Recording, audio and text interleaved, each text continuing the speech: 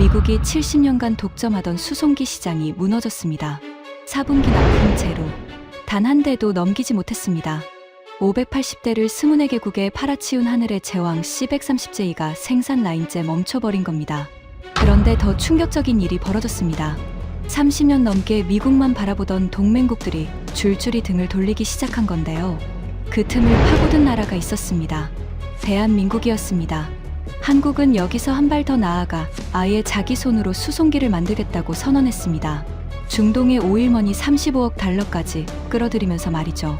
70년 독점 제국에 도대체 무슨 균열이 생긴 걸까요? 그 충격적인 전말을 지금 공개합니다. 시작하기 전 구독과 좋아요, 그리고 대한민국 파이팅 댓글로 한국을 응원해주세요. 지난 가을이었습니다. 미국 조지아주 메리에타 로키드 마틴 항공본사 8층 전략회의실에 긴급 소집 명령이 떨어졌습니다. 화요일 아침 7시, 평소보다 1시간이나 앞당겨진 회의 시각에 간부 12명의 얼굴에는 하나같이 어두운 그림자가 드리워져 있었죠. 저는 제임스 콜린스, 미 국방부 군수획득 차관보실에서 22년을 복무하고 이후 12년간 로키드 마틴의 대외전략 수석 자문역을 맡고 있는 사람입니다. 올해로 62세, 군용 수송기라는 단 하나의 분야에만 34년을 바친 인생이죠. 제가 이 회의실에 불려온 이유는 간단했습니다. 전날 밤, 미 공군 군수사령부에서 날아온 보고서 한 장 때문이었어요. 회의실 스크린에 그 보고서가 뜨자 저는 자신도 모르게 안경을 벗고 눈을 비볐습니다. 숫자를 다시 확인해야 했거든요.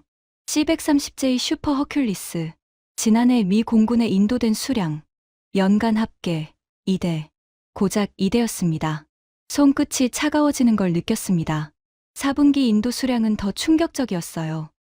0대, 단 한 대도 넘기지 못했습니다. 연간 28대에서 32대를 찍어내던 생산 라인이 사실상 멈춰버린 겁니다. 회의실에 침묵이 흘렀습니다. 아무도 먼저 입을 열지 못하고 있을 때 문이 벌컥 열렸습니다.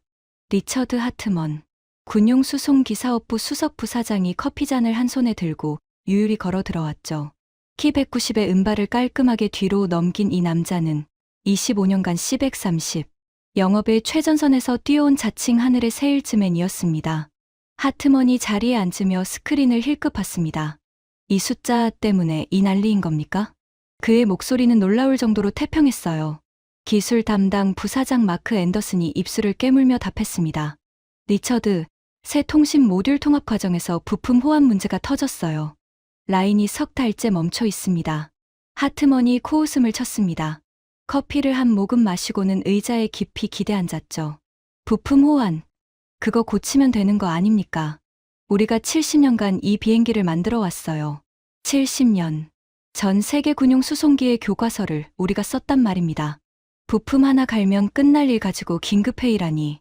저는 속으로 한숨을 쉬었습니다. 하트먼의 자신감은 어제 오늘 일이 아니었으니까요. 하지만 솔직히 말하면 그때까지만 해도 저 역시 하트먼의 말에 반쯤은 동의하고 있었습니다. 아니, 동의하고 싶었다는 게 맞겠죠. C-130 시리즈, 총 생산 대수 2700대, 최신형 C-130J만 해도 580대가 넘게 팔려나갔고 운용 국가가 24개국에 달합니다. 제 아버지 로버트 콜린스가 바로 이 비행기의 초기 양산 라인에서 수석 엔지니어로 일했어요. 아버지는 돌아가시기 전에 이런 말씀을 하셨습니다. 제임스, C-130은 영원하다. 이 비행기가 하늘에 있는 한 미국은 세계를 지킬 수 있어. 아버지의 말씀은 제 인생의 나침반이었습니다. 펜타곤에서 22년을 근무하는 동안 저는 동맹국들에게 C-130J를 도입하도록 권고하는 업무를 담당했어요. FMS, 대외군사 판매 시스템을 통해서 말이죠. 쉽게 말하면 미국의 무기를 동맹국에 파는 공식 경로를 관리하는 자리였습니다. 34년간 단 한 번도 의심한 적이 없었어요. C-130이 최고라는 것을, 미국의 무기 체계가 세계 표준이라는 것을, 그리고 그 표준을 따르지 않는 나라는 결국 후회하게 된다는 것을. 하지만 그날 아침 스크린에 찍힌 0이라는 숫자가 묘하게 마음에 걸렸습니다. 하트먼은 여전히 여유로웠습니다. 그가 손가락으로 테이블을 톡톡 두드리며 말했죠. 내년이면 정상화됩니다. 16대에서 24대는 뽑을 수 있어요. 그리고 잊지 마세요, 여러분. 우리에게는 블록 8 업그레이드가 있습니다. 자율비행 소프트웨어, 추가 연료 탱크, 레피드 드래곤 미사일 투하 시스템까지. C-130은 아직 진화하고 있어요. 고개를 끄덕이는 사람들이 있었습니다. 하트먼의 자신감은 전염성이 있었으니까요. 하지만 바로 그 순간 마크 앤더슨이 조심스럽게 한마디를 덧붙였습니다. 리처드, 생산 지연 말고 한 가지 더 보셔야 할 게 있습니다. 스크린이 전환됐습니다. 거기에는 지난 2년간 C-130J 해외 고객 이탈 현황이라는 제목이 떠 있었죠. 저는 그 순간 등줄기를 타고 흐르는 차가운 기운을 느꼈습니다. 스크린에 나열된 이름들을 보고 회의실 공기가 한순간에 얼어붙었습니다. 네덜란드. C-130을 30년 넘게 운용해온 나토 핵심 동맹국이었죠. 그 네덜란드가 오스트리아와 손을 잡고 브라질 엠브라에르의 C-390 밀레니엄 9대를 공동 구매했다는 겁니다. 스웨덴. 유럽 방산의 자존심이라 불리는 나라가 C-390 4대를 추가 주문했습니다. 포르투갈. 이미 C-390을 운용 중이었고 추가 도입을 검토하고 있었죠. 헝가리. 나토 신규 가입국답게 미국 무기 체계를 따를 줄 알았는데 C-390 쪽으로 기울고 있다는 정보가 올라와 있었습니다. 저는 의자 팔걸이를 꽉 움켜잡았습니다. 손에 땀이 배어나왔어요. 이건 단순히 비행기 몇 대를 못 판 문제가 아니었습니다. 70년간 미국이 쌓아온 군용 수송기 생태계, 정비 장비, 조종사 훈련 체계, 부품 공급망까지 통째로 연결된 네트워크에 금이 가기 시작했다는 뜻이었으니까요. 하지만 하트먼은 달랐습니다. 그는 스크린을 보고도 미간 하나 찡그리지 않았어요. 네덜란드, 오스트리아? 하트먼이 비웃듯이 말했습니다. 그 나라들이 뭘 안다고. 브라질 비행기라니. 남미에서 커피 말고 뭘 제대로 만든 적이 있어요? 커피콩이나 실어 나르는 비행기한테 우리 허큘리스를 비교하다니. 모욕이죠. 몇몇 간부들이 웃었습니다. 하트먼은 그 웃음을 즐기듯 한쪽 입꼬리를 올렸죠. 걱정 마세요. 결국 돌아옵니다. 유사시에 브라질한테 부품 달라고 전화하겠어요? 전쟁이 터지면 미국 아니면 갈 데가 없어요. 1년이면 후회하고 기어서 돌아올 겁니다. 그때였습니다. 회의실 뒤쪽에 앉아있던 패트릭 덩컨이 입을 열었어요. 덩컨은 원래 상원군사위원회에서 일하다가 방산 컨설턴트로 전직한 인물이었는데 로키드 마틴의 워싱턴 로비를 총괄하는 사람이었죠. 마른 체구의 날카로운 눈매, 말 한마디 한마디가 면도칼 같은 남자였습니다. 하트먼 부사장 말이 맞습니다. 덩컨이 얇은 입술 사이로 천천히 말했습니다. 걱정할 필요 없어요. 이 나라들이 결국 깨닫게 될 겁니다. 미국의 무기 체계에서 빠져나온다는 건 미국의 안보 우산에서 빠져나온다는 뜻이라는 걸. 우리한테는 수출 승인이라는 카드가 있잖아요. 핵심 부품 하나만 막아도 어떤 나라든 활주로에 비행기 세워놔야 합니다. 저는 그 말을 들으며 묘한 불편함을 느꼈습니다. 틀린 말은 아니었어요. 실제로 미국의 ITAR, 국제무기거래 규정은 미국산 부품이 들어간 무기의 재수출까지 통제할 수 있는 강력한 도구였으니까요. 하지만 무언가 석연치 않았습니다. 30년 넘게 우리 고객이었던 네덜란드가 나토의 핵심 동맹이 왜 이런 위험을 감수하면서까지 다른 곳으로 갔을까? 단순히 브라질 비행기가 좋아서 아니면 우리에게서 벗어나고 싶어서. 하지만 그 생각은 거기서 멈췄습니다. 34년의 경험과 자부심이 의문을 덮어버렸거든요. 나는 속으로 이렇게 되뇌었습니다. 하트먼 말이 맞아. 결국 돌아온다. 미국이 아니면 갈 데가 없으니까. 회의가 끝난 뒤 복도에서 마크 앤더슨과 마주쳤습니다. 그가 목소리를 낮추며 제게 말했어요. 콜린스, 하나 더 있는데 회의에서는 차마 꺼내지 못한 게 있습니다. 뭔데요? 한국입니다. 저는 걸음을 멈췄습니다. 한국이 뭐요? 한국 국방부가 대형 수송기 2차 사업에서 최종 결정을 내렸어요. C-130J를 탈락시키고 엠브라에르 C-390을 선택했습니다. 8천억 원 규모예요. 잠시 멈칫했지만 솔직히 그 순간 제 반응은 이랬습니다. 한국이야 뭐. 자기 나라 수송기도 없으면서 브라질한테서 사겠다고?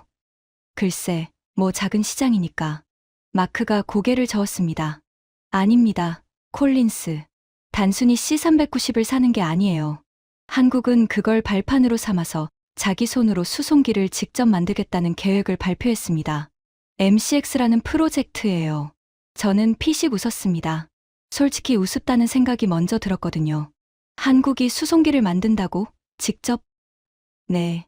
마크, 한국은 전투기도 이제 막 만들기 시작한 나라잖아요. KF-21인가 뭔가. 그것도 엔진은 미국지일 것 같았으면서. 그런 나라가 수송기를 독자 개발한다고? 장난감이나 만들겠지. 마크는 아무 말 없이 제 얼굴을 바라봤습니다. 무언가 더 말하고 싶은 눈빛이었지만 저는 그냥 지나쳤어요. 그때까지만 해도 저는 한국이라는 나라가 미국 방산업계에 어떤 의미인지 제대로 이해하지 못하고 있었습니다. 아니, 이해하려 하지 않았다는 게 정확하겠죠. 일주일 뒤 펜타곤에서 연례 군수전략 검토 브리핑이 열렸습니다. 저는 자문역 자격으로 참석했죠. 브리핑 주제는 글로벌 군용 수송기 시장 동향이었습니다. 평소라면 형식적으로 듣고 끝낼 내용이었어요. 하지만 그날은 달랐습니다. 발표자가 스크린에 한 장의 지도를 띄웠습니다. 세계 지도 위에 빨간 점들이 찍혀 있었는데 그게 지난 3년간 C130J를 포기하고 C390으로 갈아탄 나라들이었어요. 네덜란드, 오스트리아, 스웨덴, 포르투갈, 한국. 빨간 점이 유럽에서부터 아시아까지 세계 지도를 가로질러 찍혀 있었습니다. 발표자가 말했습니다. 주목할 점은 이 국가들이 모두 기존 C130 운용국이라는 겁니다. 우리의 충성 고객들이 이탈하고 있습니다. 회의장이 술렁였습니다. 하지만 하트먼은 이번에도 흔들리지 않았어요. 그가 뒤에서 큰 소리로 말했습니다. 충성 고객이 이탈. 과장하지 마세요. 저 나라들이 합쳐봐야 주문 물량이 몇 대나 됩니까? 우리 백로그에는 300대 넘는 주문이 쌓여 있어요. 작은 나라 서너 곳이 빠진다고 70년 제국이 흔들린다고 생각하세요? 덩컨이 바로 거들었습니다. 하트먼 부사장 말대로입니다. 그리고 한국 거는 더 우습죠. 그가 자리에서 일어나 회의장을 둘러보며 말했습니다. 한국이 수송기를 직접 만든다고요? MCX인가 뭔가. 여러분, 한국이 뭘 만들었습니까? F-16 정비도 우리 기술자 없이는 못하던 나라예요. 엔진은요? 한국이 항공기 엔진을 만들어 본 적이 있습니까?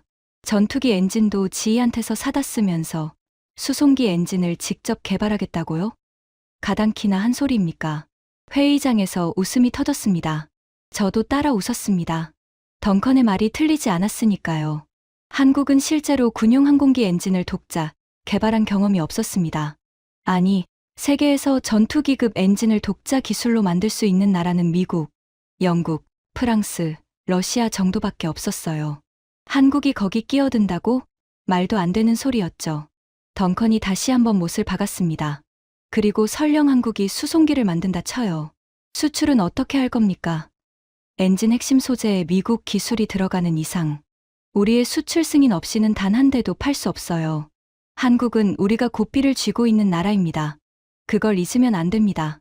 저는 고개를 끄덕였습니다. 맞는 말이었어요. ITAR 규정상 미국산 핵심 부품이 탑재된 무기는 미국 국무부의 승인 없이는 제3국에 수출할 수 없었으니까요. 한국은 우리가 고삐를 쥐고 있는 나라. 그 말이 가슴 한구석에 걸렸지만 의문을 품지는 않았습니다. 브리핑이 끝나고 복도에서 커피를 마시고 있을 때였습니다. 누군가가 제 옆에 다가왔어요. 콜린스 선생님. 돌아보니 미 공군 전략기동사령부 소속 소피아 첸 소령이 서 있었습니다. 30대 중반의 중국계 미국인 장교로 군수 데이터 분석 분야에서는 사령부 내에서 손꼽히는 인재라는 평을 듣는 사람이었죠. 단정한 군복 차림에 눈빛이 유난히 또렷했습니다. 소피아? 오랜만이네요. 한 가지 여쭤봐도 될까요? 물론이죠. 소피아가 목소리를 낮추며 물었습니다. 선생님, 한국 공군과 직접 합동훈련을 해보신 적 있으세요? 뜬금없는 질문이었습니다. 직접? 아니요. 왜요? 저는 있습니다. 소피아가 잠시 멈췄다가 말을 이었습니다. 2년 전이었어요. 한미합동 군수 수송훈련에 참관 장교로 배치됐는데 한국 공군 수송비행단의 C-130H 운용을 가까이서 볼 기회가 있었거든요. 그래서요? 기체가 낡았더라고요. 도입된 지 30년이 넘은 것들이었어요. 우리 기준으로는 박물관에 가야 할 비행기들이었죠. 저는 고개를 끄덕였습니다. 당연한 이야기였으니까요. 한국의 C-130H는 오래전에 도입된 구형 기체였습니다. 그런데 이상한 게 있었어요. 소피아의 눈빛이 달라졌습니다. 그 낡은 비행기로 한국 조종사들이 우리 C-130J 부대보다 빠른 물자투하 사이클을 기록했거든요. 기체 성능은 우리보다 한 세대 뒤처졌는데 운용 효율은 오히려 우리를 앞서고 있었어요. 저는 살짝 얼굴을 찡그렸습니다. 데이터 오류 아닌가요? 소피아가 고개를 저었습니다. 3번 확인했습니다. 오류가 아니에요. 그녀가 한 발짝 더 다가오며 말했습니다. 콜린스 선생님, 저는 선생님을 존경합니다. 34년 경력이시잖아요. 하지만 한 가지만 말씀드리고 싶어요. 뭔데요? 선생님이 모르는 한국이 있습니다. 가슴 한구석이 묘하게 뜨끔했습니다. 하지만 저는 웃어넘겼어요. 소피아, 나는 펜타곤에서 20년 넘게 동맹국 군수 체계를 분석한 사람이에요. 한국군 장비 현황은 줄줄이 꿰 정도로 알고 있죠. 내가 한국에 대해 뭘 모른다는 건가요? 소피아가 조용히 저를 바라봤습니다. 그 눈빛에는 안타까움 같은 게 담겨 있었어요. 선생님이 아시는 건 한국의 서류입니다. 숫자, 장비 목록, 전력 평가서. 하지만 선생님은 한국 사람을 모르세요. 저 사람들이 어떤 마음으로 비행기를 몰고 어떤 속도로 변화하는지 그걸 직접 보시면 오늘 회의에서 나온 대화들이 얼마나 위험한 착각인지 아실 겁니다. 저는 아무 말도 하지 못했습니다. 소피아가 돌아서려다 마지막으로 한마디를 더 했습니다. 그리고 선생님, MCX라는 프로젝트를 장난감이라고 하셨다면서요? 심장이 한번 크게 뛰었습니다. 제가 마크에게 한 말이 벌써 퍼진 모양이었죠. 그 말 취소하셔야 할 날이 올 겁니다. 생각보다 빨리요. 소피아 첸 소령은 그 말을 남기고 복도 끝으로 사라졌습니다. 저는 한참 동안 그 자리에 서 있었습니다.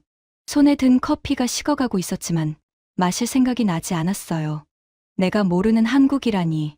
34년간 동맹국 군수 체계를 분석하고 무기 수출 정책을 수립하고 전 세계 군용 수송기 시장의 판도를 읽어온 사람한테 당신이 모른다고 말하다니 솔직히 화가 났습니다. 하지만 그보다 더 크게 느껴진 감정이 있었어요. 불안이었습니다. 소피아의 눈빛, 그녀의 목소리에 담긴 확신. 그건 가볍게 넘길 수 있는 게 아니었습니다. 그날 밤, 집에 돌아와서 아버지의 사진 앞에 한참을 앉아 있었습니다.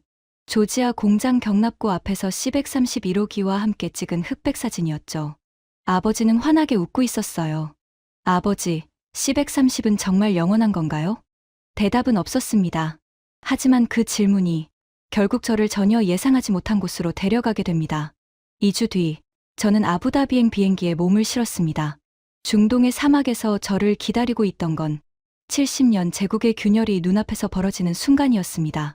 하지만 그건 다음 이야기입니다. 펜타곤 브리핑이 있고 사흘 뒤였습니다. 퇴근 시간이 한참 지난 저녁 8시, 사무실에 혼자 남아 보고서를 정리하고 있는데 책상 위 내선 전화가 울렸습니다. 소피아 첸이었습니다. 콜린스 선생님, 지금 시간 되시면 잠깐 뵐 수 있을까요? 보여드릴 게 있어요. 30분 뒤 펜타곤 지하 1층 분석실에서 소피아를 만났습니다. 그녀는 두꺼운 파일 폴더 하나를 테이블 위에 올려놓았어요. 이게 뭡니까? 제가 2년간 개인적으로 수집한 자료입니다. 한미 합동훈련 데이터, 동맹국 수송기 운용 효율 비교 분석, 그리고 아시아 태평양 지역 군수 수송 능력 평가. 소피아가 폴더를 펼쳤습니다. 첫 페이지에는 표 하나가 있었어요. 이건 지난 3년간 태평양 지역 합동훈련에서 기록된 전술 수송, 임무 완수율입니다. 동일 조건, 동일 시나리오에서 각 국가 수송부대의 성적표예요. 저는 표를 들여다봤습니다. 그리고 눈을 의심했죠. 미 공군 C-130J 부대, 임무 완수율 94.2%, 호주 공군 C-130J 부대, 91.8%, 일본 항공자위대 C-130H 부대, 89.7%, 한국 공군 C-130H 부대, 97.1%. 저는 안경을 벗고 숫자를 다시 확인했습니다. 이 숫자가 맞아요? 3번 검증했습니다. 합동훈련 공식 기록이에요. 이해가 되지 않았습니다. 한국의 C-130H는 도입된 지 30년이 넘은 구형 기체였어요. 우리가 운용하는 C-130J보다 한 세대나 뒤처진 비행기입니다. 엔진 출력도 떨어지고 항전 장비도 구식이고 자동화 수준은 비교 자체가 무의미한 수준이었죠. 그런데 임무 완수율이 우리보다 높다고요? 어떻게 이런 숫자가 나옵니까? 소피아가 다음 페이지를 넘겼습니다. 여기 보세요. 한국 수송비행단의 평균 기체 정비 복구 시간입니다. 우리 C-130J 부대가 고장 발생 시 평균 복구에 14시간이 걸려요. 부품 조달 대기 시간이 길거든요. 본토 창정비창에서 부품이 올 때까지 기다려야 하니까. 한국은요? 6시간입니다. 6시간, 절반도 안 되잖아요. 네. 한국은 부품 상당수를 국내에서 자체 조달하고 있어요. 면허 생산으로 쌓은 역정비 역량이 있거든요. 그리고 정비사들의 숙련도가 우리와는 차원이 달라요. 30년 된 기체를 굴리면서 없는 부품은 직접 깎아서 쓰는 수준이에요. 저는 의자에 등을 기댔습니다. 뒷목이 뻐근해지는 걸 느꼈어요. 소피아가 3번째 페이지를 펼쳤습니다. 이번에는 그래프였어요.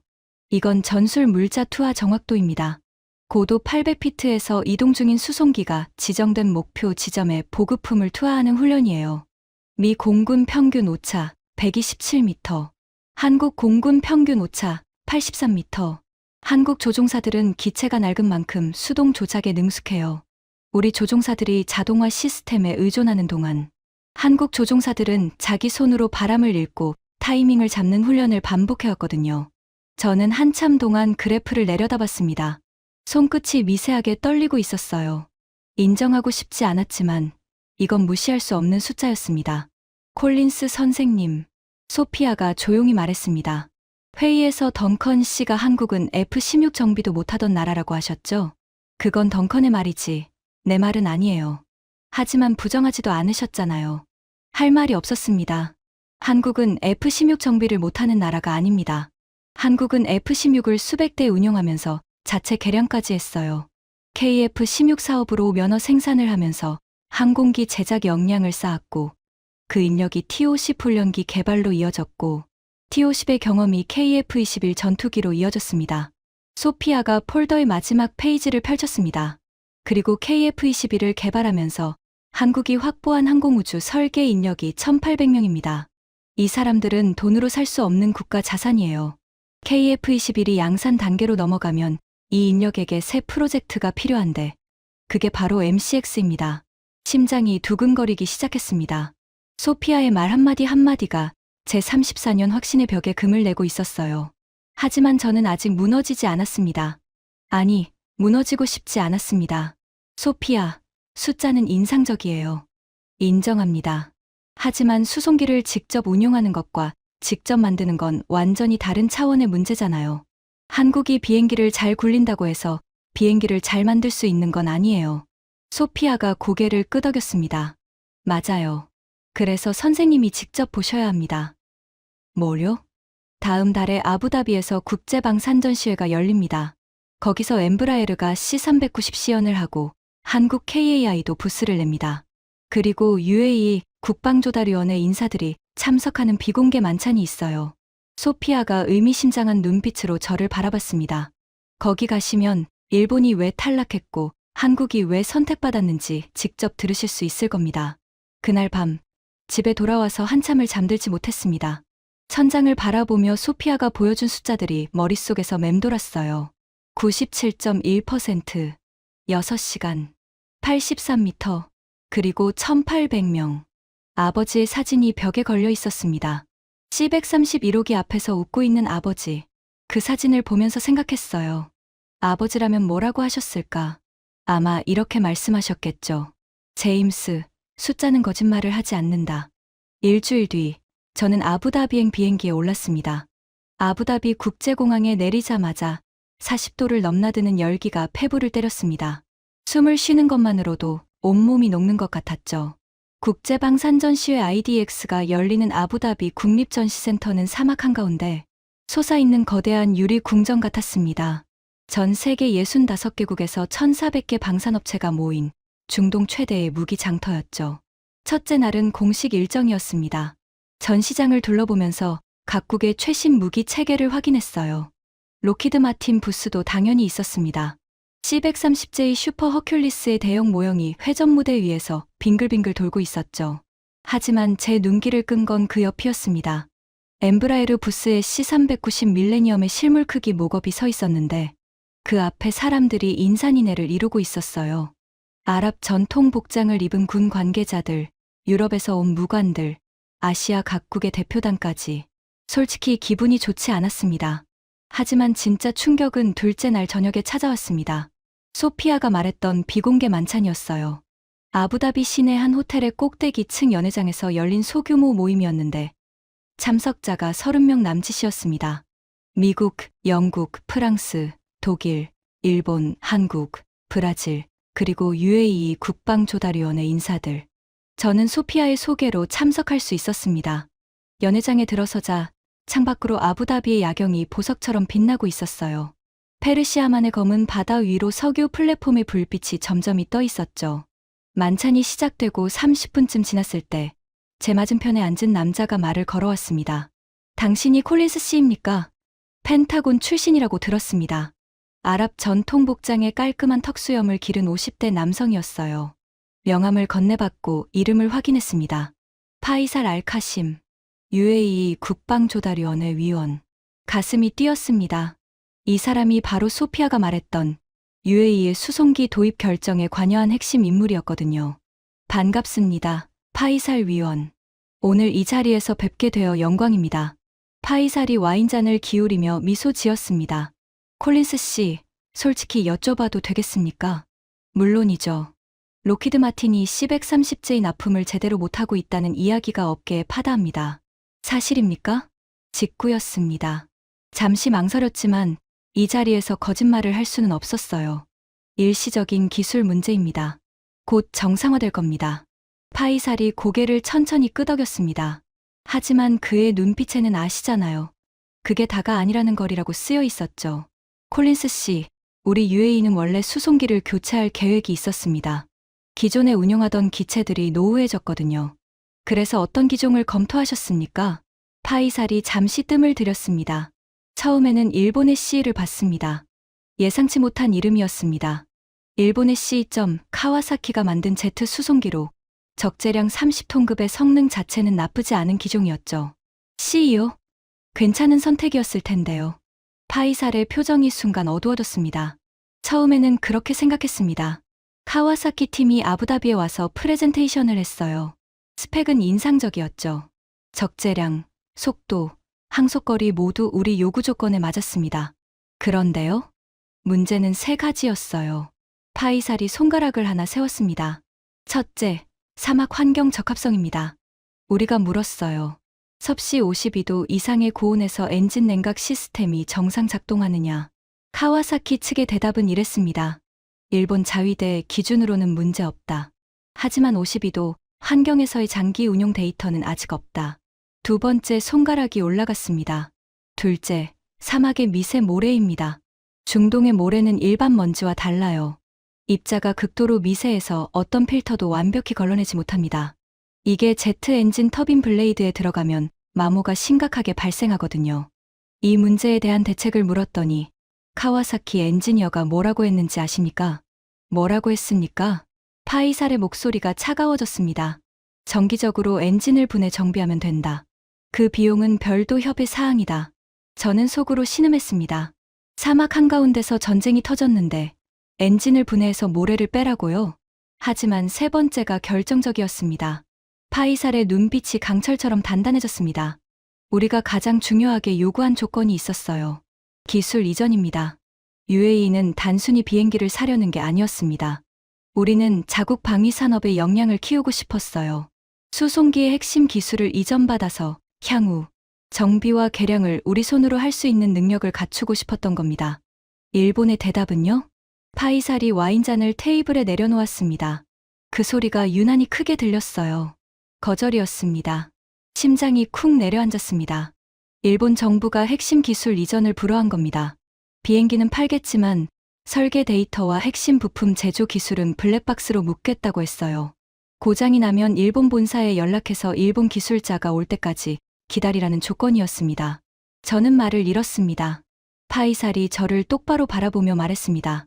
콜린스 씨, 사막 한가운데서 적의 미사일이 날아오는데 비행기가 고장 났어요. 그런데 일본 본사에 전화해서 기술자가 올 때까지 기다리라고요? 그게 우리한테 죽으라는 소리가 아니면 뭡니까? 등골이 서늘해졌습니다. 파이살의 말은 과장이 아니었어요. 중동의 지정학적 환경에서 무기의 독립적 정비 능력은 곧 생존 능력이었으니까요. 그래서 일본을 버린 겁니까?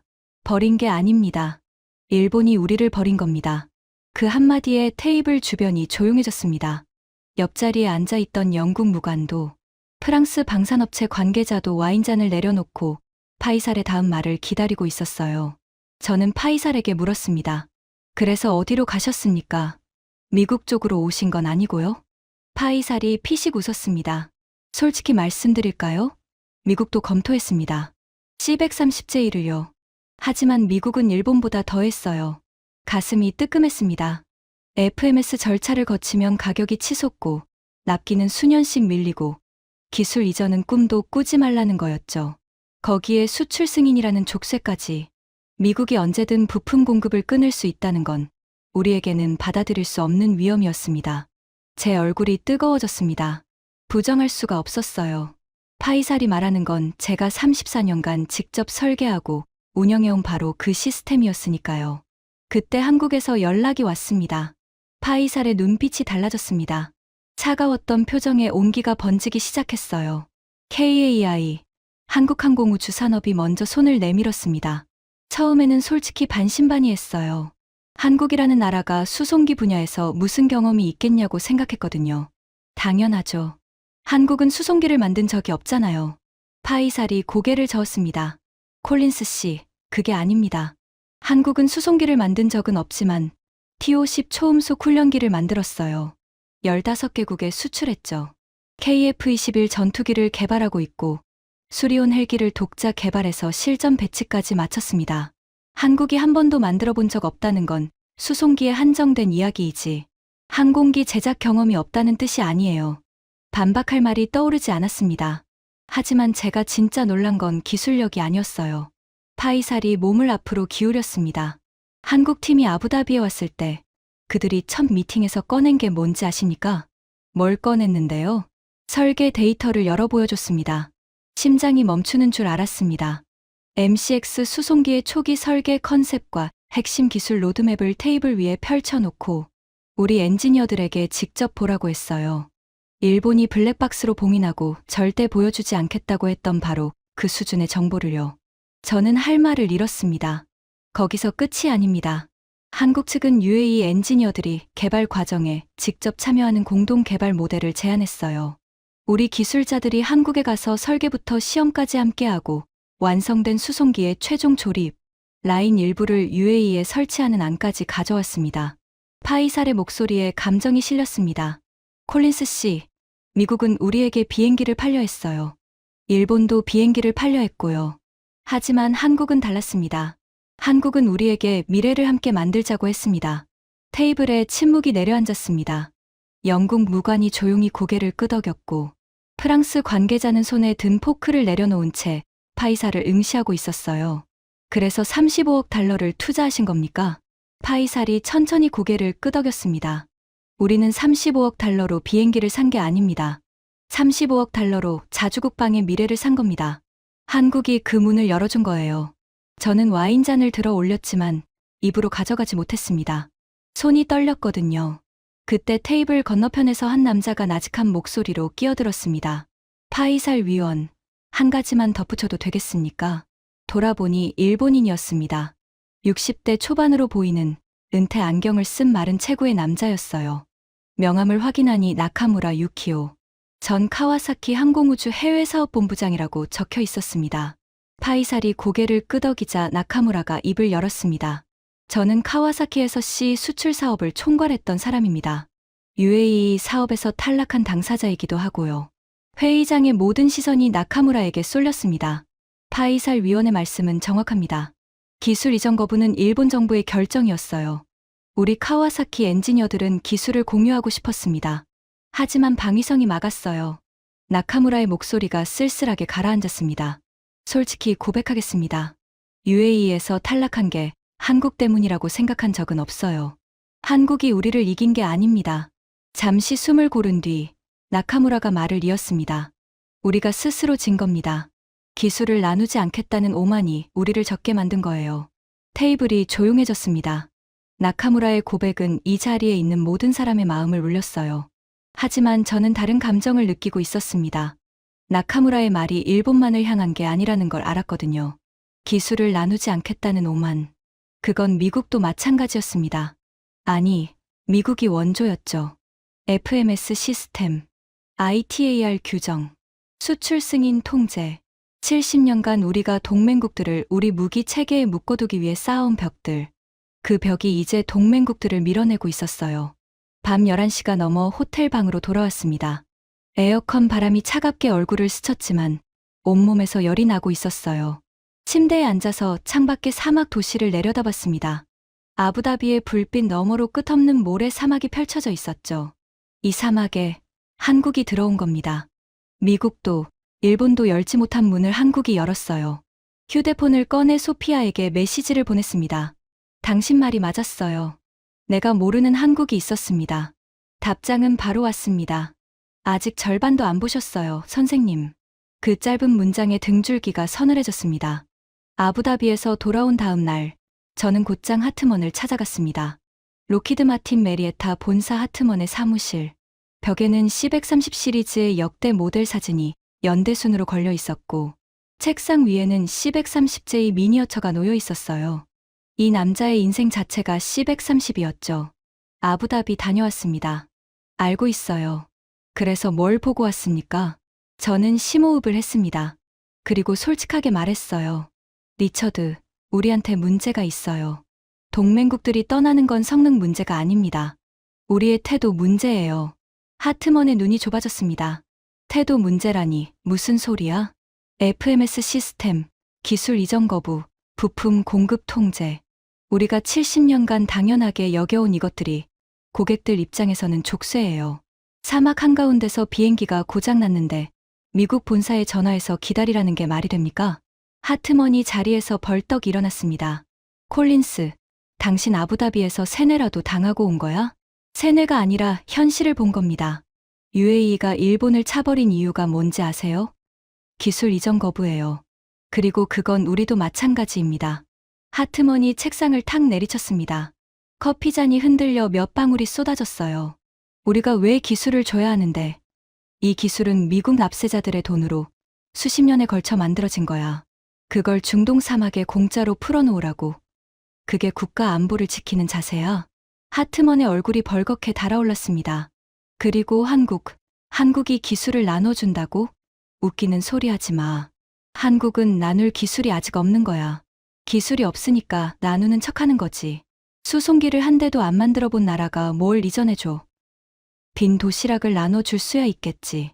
주먹이 불끈 쥐어졌습니다. 하트먼의 말에 반박하고 싶었지만 완전히 틀린 것도 아니었기에 말이 나오지 않았어요. 콜린스, 한 가지 확실하게 해두겠어. 하트먼이 저를 노려보며 말했습니다. 당신은 자문역이야. 자문역의 역할은 회사를 돕는 거지. 적의 편을 드는 게 아니야. 다시 한번 이런 소리를 하면 자문 계약을 재검토하겠어. 가슴이 철렁 내려앉았습니다. 12년간의 자문 계약이 한순간에 날아갈 수도 있다는 협박이었으니까요. 사무실을 나와서 복도에 멈춰 섰습니다. 이마에 땀이 배어 나와 있었어요. 하트먼의 말이 틀렸다는 걸 알면서도 그의 분노 앞에서 더 이상 말하지 못한 자신이 비참했습니다. 34년간 미국 방산의 자부심 위에 서 있던 사람이 진실을 말하는 것조차 두려워하다니. 그날 저녁 덩컨에게서 전화가 왔습니다. 콜린스, 하트먼한테 한국 이야기했다면서 사실을 보고한 겁니다. 덩컨이 차갑게 웃었습니다. 사실, 한국이 수송기를 만든다는 게 사실이야. 걔네가 뭘 만들었어? 장난감 자동차처럼 KF-21 전투기 만든다고 조립하고 있잖아. 엔진도 미국 지휘 거 쓰면서 그 수준으로 30톤짜리 수송기를 개발한다고? 웃겨서 입이 안 다물려. 저는 반박했습니다. 한화에어로스페이스가 독자 엔진 개발에 착수했어요. 3조 5천억 원 규모의 예산을 편성하고 39개 협력사가 참여하는 국산화 프로젝트입니다. 덩컨이 코웃음을 쳤습니다. 3조 5천억 원. 우리 지휘의 1년 연구개발비가 얼마인지 알아? 7조 원이 넘어. 한국이 3조 5천억으로 뭘 할 수 있겠어. 로켓 엔진도 아니고 항공 엔진을 국산화한다고? 전 세계에서 제트, 전투기 엔진을 독자 개발한 나라가 몇이나 되는지 알잖아. 미국, 영국, 프랑스, 러시아. 끝이야. 한국이 거기 끼어들 수 있을 거라고 진심으로 믿어? 솔직히 흔들렸습니다. 덩컨의 논리는 맞는 부분이 있었거든요. 그리고 콜린스, 설령 한국이 수송기를 만든다 쳐. 엔진 핵심 소재에 우리 기술이 들어가는 이상 ITAR로 수출을 막으면 끝이야. 활주로에 세워놓는 거지. 한국이 우리 없이 뭘 할 수 있겠어? 전화를 끊고 한참을 가만히 앉아 있었습니다. 하트먼과 덩컨. 이 두 사람은 70년 제국의 수호자였어요. 그들의 논리는 탄탄했고 자신감은 흔들림이 없었습니다. 하지만 저는 아부다비에서 파이살의 눈을 봤어요. 나카무라의 고백을 들었고요. 그리고 소피아가 보여준 숫자를 기억하고 있었습니다. 무언가가 달라지고 있었어요. 제 안에서, 그리고 세계에서.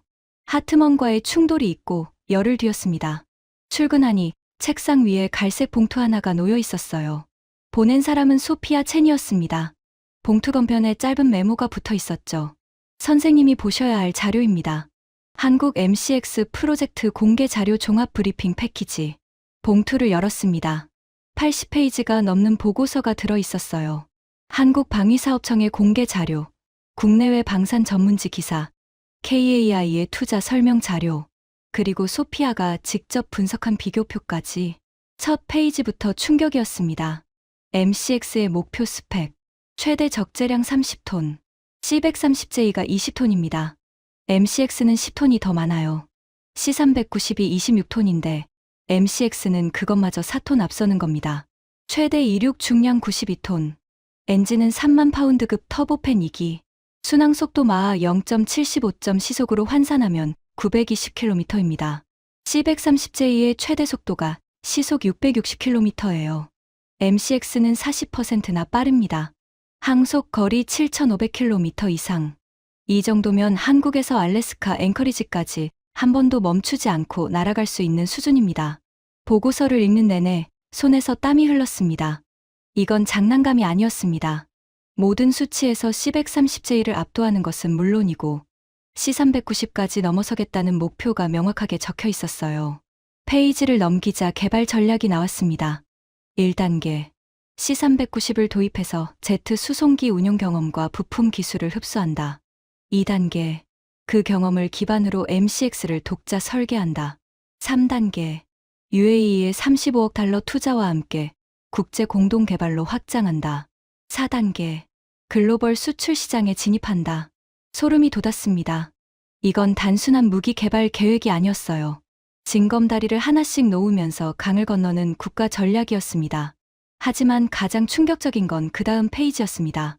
한화에어로스페이스의 항공엔진 국산화 로드맵, 3조 5천억 원의 예산, 14년간의 개발 일정, 39개 국내 협력사 참여. 현재 개발 중인 1만 5천 파운드급 엔진은 KF-21 전투기용이지만 이 기술이 확보되면 MCX에 탑재될 3만 파운드급 대형 엔진으로 확장하겠다는 계획이었어요. 소피아의 분석 메모가 옆에 적혀 있었습니다. 한국은 작은 엔진으로 기술을 증명하고 그걸 키워서 큰 엔진을 만드는 단계적 접근을 채택했습니다. 미국의 지휘도 처음에는 소형 엔진에서 시작해서 F-110까지 올라갔다는 걸 기억하세요. 머리를 한 대 맞은 기분이었습니다. 보고서의 마지막 부분에는 한국 국방 예산 분석이 있었어요. 올해 한국의 국방 예산은 총 65조 8천억 원. 미래 전력 확보를 위한 방위력 개선비는 전년 대비 12% 가까이 늘어난 20조 원 규모. KF-21 양산에 2조 4천억 원이 투입되고 첨단 항공엔진 개발 예산도 대폭 증액되었습니다. 소피아의 마지막 메모가 적혀 있었습니다. 선생님, 돈은 의지의 언어입니다. 한국 정부는 돈으로 의지를 증명하고 있어요. 보고서를 다 읽고 한참 동안 사무실 창밖을 바라봤습니다. 조지아의 하늘이 파랗게 펼쳐져 있었어요. 저 하늘 아래 어딘가에서 C130이 날고 있겠죠. 아버지가 평생을 바친 그 비행기가. 하지만 지구 반대편에서는 그 C130을 대체할 비행기를 만들기 위해 1800명의 엔지니어가 밤낮 없이 일하고 있었습니다. 그때 전화기가 울렸습니다. 소피아였어요. 보고서 보셨어요? 봤어요. 어떠세요? 잠시 침묵이 흘렀습니다. 그리고 저는 인정했습니다. 무섭습니다. 소피아가 조용히 말했습니다. 선생님, 한 가지 더 있어요. 보고서에 못 넣은 정보가 하나 있습니다. 뭔데요? 인도입니다. 심장이 다시 요동쳤습니다. 인도 공군이 60대 규모의 중형 수송기 도입 사업을 추진하고 있어요. MTA 프로젝트라고 합니다. 규모가 120억 달러예요. 120억 달러. 한국 돈으로 16조 원이 넘는 초대형 사업이었습니다. 거기에 록히드 마틴의 C-130J, 엠브라에르의 C-390 에어버스의 A400M이 경쟁하고 있어요. 인도는 이미 C-130J를 12대 운용하고 있으니까 원래라면 록히드 마틴이 유리하겠죠. 하지만 인도가 가장 중시하는 조건이 히말라야 고산지대에서의 빠른 병력 전개 능력이에요. 고도가 높고 지형이 험한 곳에서는 제트 수송기가 프로펠러기보다 압도적으로 유리하거든요. 그래서 C-390이 급부상하고 있어요. MCX는요? MCX가 예정대로 개발되면 인도 2차 물량에 뛰어들 가능성이 있습니다. 적재량 30톤에 항속거리 7,500km면 인도의 요구 조건을 완벽하게 충족해요. 거기에 한국식 기술 이전 모델까지 제안하면 인도의 메이크 인 인디아 정책과도 맞아떨어지고요. 머릿속에서 퍼즐이 맞춰지기 시작했습니다. 한국의 전략은 이랬습니다. C-390 도입으로 제트 수송기 기술을 흡수하고 MCX를 독자 개발하고 UAE의 자본으로 개발비를 분담하고 인도라는 120억 달러짜리 시장에 뛰어들고 동시에 엔진까지 국산화해서 미국의 ITAR 족쇄를 풀겠다는 것. 한 수, 두 수가 아니었어요. 5수, 10수 앞을 내다보는 바둑이었습니다. 소피아. 네, 나 한국에 가봐야 할 것 같아요. 전화기 너머로 소피아의 미소가 느껴졌습니다. 기다리고 있었어요. 그 말. 다음 달에 서울 에어쇼가 열립니다. KAI가 MCX 컨셉 모델을 처음 공개한다는 정보가 있어요. 심장이 빠르게 뛰기 시작했습니다. 34년간 미국 방산의 자부심 위에 서 있던 사람이 한국행 비행기를 타려 하고 있었습니다. 아버지라면 뭐라고 하셨을까? 벽에 걸린 아버지의 사진을 바라봤습니다. C-131호기 앞에서 환하게 웃고 있는 젊은 날의 아버지. 아버지, 저는 진실을 보러 갑니다. 그게 우리에게 아무리 아픈 진실이라 해도. 하지만 한국에서 저를 기다리고 있는 건 아픔을 넘어선 무언가였습니다. 인천공항에 내린 건 이른 아침이었습니다. 비행기에서 14시간을 꼬박 앉아 있었는데도 피곤함보다 긴장감이 먼저였어요. 심장이 조여오는 느낌이었습니다. 공항을 빠져나오면서 창밖을 봤습니다. 고속도로를 따라 펼쳐진 서울의 스카이라인이 눈에 들어왔어요. 처음 오는 나라는 아니었습니다. 펜타곤 시절에 두어 번 출장을 온 적이 있었죠. 하지만 그때는 주한미군 기지 안에서만 머물렀어요. 한국이라는 나라를 제대로 본 적은 한 번도 없었습니다. 소피아가 서울 에어쇼 일정을 잡아줬습니다. 하지만 그 전에 먼저 가봐야 할 곳이 있었어요. 경남 사천, KAI 본사. 소피아의 소개로 KAI 측에서 공장 견학을 허가해줬습니다. 물론 MCX의 핵심 기밀은 볼 수 없었지만 KF-21 양산 라인과 T-50 생산 시설, 그리고 MCX 사업단이 있는 건물 외관 정도는 볼 수 있었죠. 사천공항에 내리자 KAI 측에서 나온 안내 담당자가 기다리고 있었습니다. 40대 초반의 한국인 엔지니어였어요. 김 박사라고 자신을 소개했습니다. 항공우주공학 박사 학위를 가진 MCX 사업단 소속 구조설계 팀장이었죠. 차로 20분쯤 달려 KAI 정문에 도착했습니다. 정문을 지나는 순간 저는 숨을 멈췄어요. 경납고였습니다. 거대한 경납고 3동이 나란히 서 있었는데 그 규모가 어마어마했어요. 가장 큰 경납고의 문이 열려 있었고 그 안에서 KF-21 전투기의 동체가 조립되고 있는 게 보였습니다. 하지만 제 시선을 사로잡은 건 비행기가 아니었습니다. 사람이었어요. 경납고 안팎으로 수백 명의 엔지니어들이 움직이고 있었습니다. 흰색 방진복을 입은 사람, 파란 작업복을 입은 사람, 노란 안전모를 쓴 사람. 각자의 위치에서 정확한 동작으로 일하고 있었죠. 김 박사가 옆에서 설명했습니다. 이곳에서만 약 1,800명의 항공우주 설계 엔지니어가 일하고 있습니다. KF-21 프로젝트를 통해 양성된 인력이에요. 1,800명. 소피아의 보고서에서 본 숫자였습니다. 하지만 숫자로 읽는 것과 직접 보는 것은 차원이 달랐어요. 이 사람들이 MCX를 만들 인력인 겁니까? 김 박사가 고개를 끄덕였습니다. KF-21이 양산 궤도에 올라가면 설계 인력에게 새로운 과제가 필요합니다. 그게 MCX예요. 이 사람들의 역량을 유지하고 발전시키기 위해서라도 MCX는 반드시 해야 하는 사업입니다. 경납고 사이를 걸으면서 제 다리가 미세하게 떨리고 있었습니다. 인정하고 싶지 않았지만 이건 제가 예상했던 것과 완전히 달랐어요. 장난감을 만드는 곳이 아니었습니다. 이곳은 한나라의 미래를 설계하는 곳이었어요. 김 박사가 두 번째 경납고 앞에서 멈췄습니다. 여기가 T50 최종 조립 라인입니다. T50은 지금까지 15개국에 수출됐고 총 생산 대수가 200대를 넘겼어요. 이 라인에서 축적된 정밀 조립 기술이 KF21로 그리고 MCX로 이어집니다. 저는 경납고 안을 들여다봤습니다. T50의 날개가 동체에 결합되는 공정이 진행 중이었어요. 엔지니어 2명이 밀리미터 단위로 정렬을 맞추고 있었는데 그 집중력에 저도 모르게 숨을 죽였습니다. 그때 김 박사가 조용히 말했습니다. 콜린스 선생님, 하나만 보여드려도 될까요? 김 박사가 태블릿을 꺼내 화면을 켰습니다. 거기에는 3D 렌더링 이미지가 떠 있었어요. MCX의 컨셉 모델이었습니다. T자형 꼬리 날개에 넓은 동체 후방카고 도어, 양쪽 날개 아래에 대형 터보팬 엔진 2기가 달려 있었습니다. 적재량 30톤, 항속거리 7,500km, 순항속도 마하 0.75. 김 박사의 목소리에 자부심이 묻어 있었습니다. 이건 C-130J를 대체하는 비행기가 아닙니다.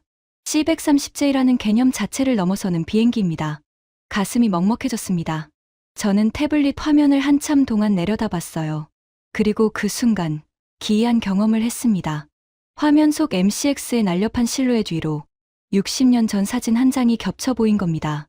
조지아 공장 경납고 앞에서 C-131호기와 함께 찍은 아버지의 흑백 사진. 아버지가 그때 어떤 표정을 짓고 있었는지 떠올랐습니다. 환한 웃음, 눈가에 가득한 자부심, 자기 손으로 만든 비행기가 하늘을 날 거라는 확신에 찬 눈빛. 그리고 지금 바로 이 경납고에서 일하고 있는 한국 엔지니어들의 얼굴에서 똑같은 눈빛을 보고 있었습니다. 같은 눈빛이었어요. 60년 전 조지아에서 아버지가 가졌던 그 개척자의 정신이 지금 이곳 한국의 사천에서 살아 숨 쉬고 있었습니다. 목이 메었습니다. 안경을 벗고 눈을 문질렀어요. 62년 인생에서 이런 감정은 처음이었습니다. 아버지가 C-130을 만들 때의 나이가 30이었습니다. 경납고 안에서 T-50 날개를 조립하고 있는 한국 엔지니어도 30쯤 돼 보였어요. 두 사람 사이에 60년의 시간과 태평양이라는 바다가 놓여 있었지만 그들의 눈에서 익히는 건 같은 것이었습니다. 아직 세상에 없는 것을 만들겠다는 의지. 김 박사가 조용히 물었습니다. 괜찮으세요? 저는 고개를 끄덕였습니다. 괜찮지 않았지만 괜찮다고 말했어요. 김 박사, 한 가지만 물어봐도 됩니까? 네. MCX가 정말 성공할 수 있다고 믿으세요? 김 박사가 잠시 생각하더니 창밖을 가리켰습니다. 활주로 저편에서 KF-21 시제기 한 대가 이륙 준비를 하고 있었어요. 엔진 시동음이 경납고까지 진동으로 전해져 왔습니다. 저 비행기를 처음 만들겠다고 했을 때도 모두가 불가능하다고 했어요. 한국이 전투기를 만든다고, 엔진도 없는 나라가 우습다고 했죠. KF-21이 활주로를 질주하기 시작했습니다. 엔진음이 굉음으로 변하더니 기체가 하늘로 떠올랐어요. 하지만 저 비행기는 지금 날고 있습니다. 김 박사가 저를 바라보며 말했습니다. MCX도 날 겁니다. 3년 뒤든 5년 뒤든 반드시 저 활주로에서 태극마크를 단 수송기가 하늘로 올라가는 날이 올 거예요. 저는 그걸 의심하지 않습니다. 가슴 깊은 곳에서 무언가가 무너지는 소리가 들렸습니다. 34년간 쌓아온 확신의 벽이었어요. 한국은 우리가 보호해주는 나라라는 편견, 미국이 아니면 갈 데가 없다는 오만, 수송기를 만들어 본 적 없는 나라가 뭘 하겠냐는 무시. 그 벽이 이 경납고에서 이 사람들의 눈빛 앞에서 완전히 무너졌습니다. 미국에 돌아온 뒤 저는 한 달 동안 보고서를 썼습니다. 70페이지짜리 보고서였어요. 제목은 이랬습니다. 글로벌 군용 수송기 시장의 구조적 전환 C-130 독점 체제의 종언과 새로운 도전자의 부상. 하트먼에게도, 덩컨에게도, 그리고 로키드 마틴 경영진에게도 보냈습니다. 보고서의 핵심은 3가지였어요. 첫째, C-130J의 시대는 끝나가고 있다. 제트 수송기가 프로펠러 수송기를 대체하는 흐름은 되돌릴 수 없다. 아무리 블록 8 업그레이드를 해도 제트기의 속도와 고도를 물리적으로 따라잡을 수 없다. 둘째, 동맹국 이탈의 원인은 성능이 아니라 시스템이다. FMS의 경직성, 기술 이전 거부, 부품 공급 독점 구조가 고객들을 밀어내고 있다. 이 구조를 바꾸지 않으면 이탈은 가속화될 것이다. 셋째, 한국의 MCX는 장난감이 아니다. 한국은 T-50에서 KF-21로, KF-21에서 MCX로 이어지는 체계적인 항공산업 도약 전략을 실행하고 있다. UAE의 35억 달러 투자, 엔진 국산화 프로젝트, 그리고 인도 120억 달러 시장까지 노리는 이 전략은 미국 방산업계가 심각하게 받아들여야 할 위협이다. 보고서 마지막에 이 문장을 넣었습니다. C-130 제국은 끝나가고 있습니다. 하지만 우리가 진정으로 두려워해야 할 것은 한국이 아닙니다. 우리 자신의 오만입니다. 보고서가 나간 뒤 하트먼에게서 전화가 왔습니다. 콜린스, 자문 계약은 여기까지입니다. 12년간의 계약이 끊어지는 순간이었어요. 전화를 끊고 한참 동안 멍하니 앉아 있었습니다. 하지만 후회는 없었어요. 덩컨은 더 노골적이었습니다. 업계 모임에서 마주쳤을 때 그가 비아냥거리며 말했죠. 콜린스, 한국 에이전트 노릇 재미있어요? 당신 아버지가 평생 바친 C-130을 직접 매장하는 기분이 어떤지 궁금하군. 주먹을 꽉 쥐었습니다. 하지만 참았어요. 덩컨의 말에 대답할 가치가 없다는 걸 알았으니까요. 그로부터 2달 뒤 뉴스 속보가 터졌습니다. 브라질 상파울루, 가비안 페이쇼 제도시설. 태극마크를 단 C-390 밀레니엄 1호기가 초도 비행에 성공했다는 소식이었어요. 소피아가 보내준 영상을 봤습니다. 브라질의 파란 하늘을 배경으로 대한민국 공군이라는 글씨가 새겨진 회색, 수송기가 활주로를 벗어나 하늘로 솟아오르는 장면이었죠. 그 영상을 보면서 저는 눈물을 참을 수 없었습니다. 저 비행기는 단순히 수송기 한 대가 시험 비행에 성공한 게 아니었어요. 70년간 미국이 독점하던 하늘에 한국이 자신만의 깃발을 꽂기 시작한 순간이었습니다. 그리고 이건 시작일 뿐이었어요. 한국의 MCX가 완성되면 전투기, 훈련기, 헬기에 이어 수송기까지 4가지 항공 플랫폼을 독자 개발하는 나라가 됩니다. 전 세계에서 그게 가능한 나라는 미국, 러시아, 중국, 유럽 일부를 합쳐도 손에 꼽아요. 한국이 거기에 이름을 올리려 하고 있는 겁니다. 물론 갈 길은 멀었습니다. MCX의 체계 개발에만 7년 이상이 걸릴 것이고 엔진 국산화도 아직 갈 길이 남았어요. UAE와의 협력이 순탄하게 유지되어야 하고 수출 시장도 개척해야 하죠. 하지만 분명한 건 한국이 이미 그 방향으로 한 발 한 발 나아가고 있다는 사실이었습니다. 65조 8천억 원의 국방 예산, 20조 원의 방위력 개선비, KF-21에 2조 4천억 원, 항공엔진에 3조 5천억 원. 한국 정부는 돈으로 의지를 증명하고 있었어요. 얼마 전 저는 아버지의 묘비 앞에 다녀왔습니다. 조지아주 작은 마을의 묘지였어요. 묘비에는 이렇게 적혀 있었습니다. 로버트 콜린스, 사랑하는 남편이자 아버지, 그리고 C-130의 아버지들 중 한 사람. 묘비 앞에 무릎을 꿇고 한참을 앉아 있었습니다. 아버지, C-130은 영원하지 않았습니다. 바람이 불었습니다. 조지아의 따뜻한 바람이 묘비를 스쳐 지나갔어요. 아버지가 이 비행기를 만들 때 가졌던 그 정신, 아무것도 없는 데서 세계 최고를 만들어내겠다는 그 집념, 그건 영원합니다. 목이 메어 잠시 말을 멈췄습니다. 하지만 아버지, 지금 그 정신이 살아있는 곳은 조지아가 아닙니다.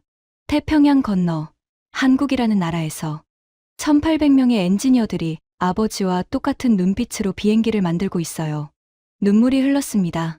참으려 했지만 참을 수 없었어요. 저는 34년 동안 미국이 최고라고 믿었습니다. 지금도 미국은 위대한 나라예요. 하지만 위대함은 독점하는 것이 아니라 끊임없이 도전하는 데서 나온다는 걸 한국에서 배웠습니다. 묘비 앞에서 일어나며 마지막으로 한마디를 더 했습니다. 제국은 영원하지 않습니다, 아버지. 하지만 도전하는 자의 정신은 영원합니다. 아버지가 70년 전에 가졌던 그 정신이 오늘 한국의 하늘 아래에서 새로운 비행기로 태어나고 있어요. 바람이 다시 불었습니다. 이번엔 조금 더 세게. 마치 아버지가 대답하시는 것 같았어요. 집으로 돌아오는 길에 하늘을 올려다봤습니다. 조지아의 하늘 어딘가에서 C-130이 날고 있겠죠. 아직은. 하지만 머지않아 그 하늘에 태극마크를 단 수송기가 나란히 날게 될 겁니다. 여러분은 어떻게 생각하시나요? 대한민국의 수송기 독자 개발 성공할 수 있다고 보시나요? 로키드 마틴의 70년 독점이 정말 무너질까요? 지금까지 미국 펜타곤 출신 전략관이 직접 목격한 70년 수송기 제국의 균열과 대한민국의 도전이었습니다. 대한민국의 하늘이 더 넓어질 수 있도록 이 이야기를 주변에 널리 공유해 주세요. 구독과 좋아요도 부탁드립니다. 지금까지 감동테라였습니다. 감사합니다.